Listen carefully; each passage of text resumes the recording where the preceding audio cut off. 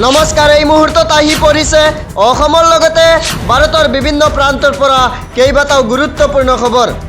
আৰু এনেধৰণৰ খবৰসমূহ নিতৌ চাই থাকিবলৈ চেনেলটো ছাবস্ক্ৰাইব কৰি ভিডিঅ'টোত এটা লাইক কৰি দিব।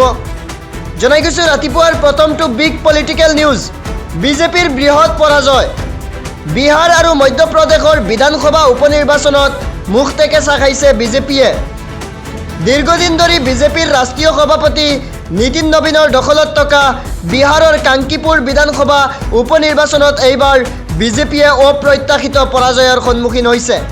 জন সুৰাজ পাৰ্টিৰ প্ৰতিষ্ঠাপক প্ৰশান্ত কিশোৰে বিজেপিৰ প্ৰাৰ্থীক প্ৰায় 19,000ৰো অধিক ভোটৰ ব্যৱধানত পৰাস্ত কৰি ঐতিহাসিক বিজয় লাভ কৰিছে।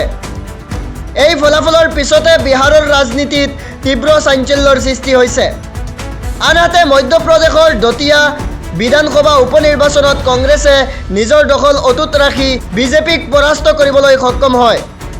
দুয়োখন ৰাজ্যৰ এই ফলাফলক আগন্তুক বিধানসভা নিৰ্বাচনৰ পূৰ্বে এক গুৰুত্বপূৰ্ণ ৰাজনৈতিক সংকেত হিচাপে ধৰা হৈছে। এতিয়া এই ফলাফলৰ প্ৰভাৱ দেশৰ ৰাজনীতিত কেনেদৰে পৰে সেয়া হ'ব লক্ষণীয়। জনাই গৈছোঁ ৰাতিপুৱাৰ পৰৱৰ্তী খবৰ। শিল মাফিয়া, কয়লা মাফিয়া আৰু বালি মাফিয়াৰ বাবে ধ্বংস হৈ গ'ল উজনি অসমৰ 3খন জিলা। এই মন্তব্য আগবঢ়াইছে শিৱসাগৰ সমষ্টিৰ বিধায়ক অখিল গগৈয়ে। শিৱসাগৰত মুখ্যমন্ত্ৰী উপস্থিত হোৱাৰ লগে লগে হাতত ধৰি দেখুৱাম বুলি কৈছে অখিল গগৈয়ে।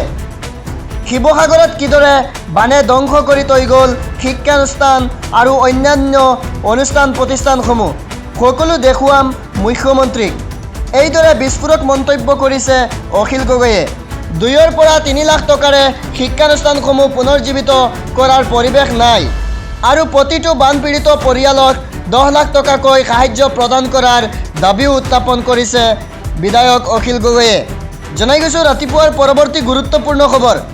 বান সাহায্যক লৈ শিৱসাগৰত ভয়ংকৰ ঘটনা সংঘটিত হৈছে।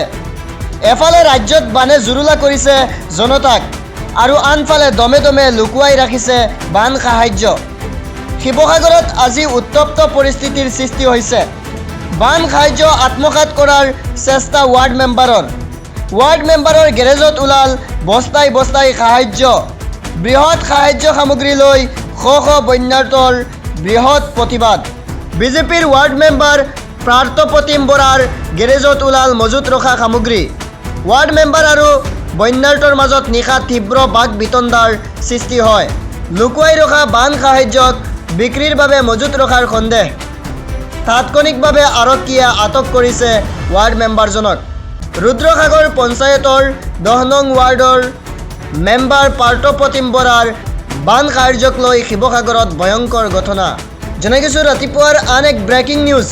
বিজেপিৰ পৰাজয় মানে পৰিৱৰ্তনৰ আৰম্ভণি।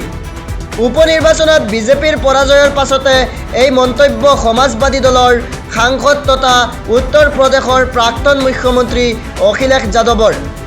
শেহতীয়া উপনিৰ্বাচনৰ ফলাফলত 3 ৰাজ্যৰ 3 সমষ্টিৰ 2খন আসনতে পৰাজয় হয় বিজেপি। মধ্যপ্ৰদেশৰ দতিয়াত 6,016 ভোটত জয়লাভ কৰে কংগ্ৰেছ প্ৰাৰ্থী ঘনশ্যাম সিং। বিহাৰৰ বাংকিপুৰ বিধানসভা সমষ্টিত 30 বছৰৰ অভিলেখ ভংগ কৰি 19,324টা ভোটত জয়লাভ কৰে জন সুৰাজ পাৰ্টিৰ প্ৰতিষ্ঠাপক তথা প্ৰাৰ্থী প্ৰশান্ত কিশোৰে।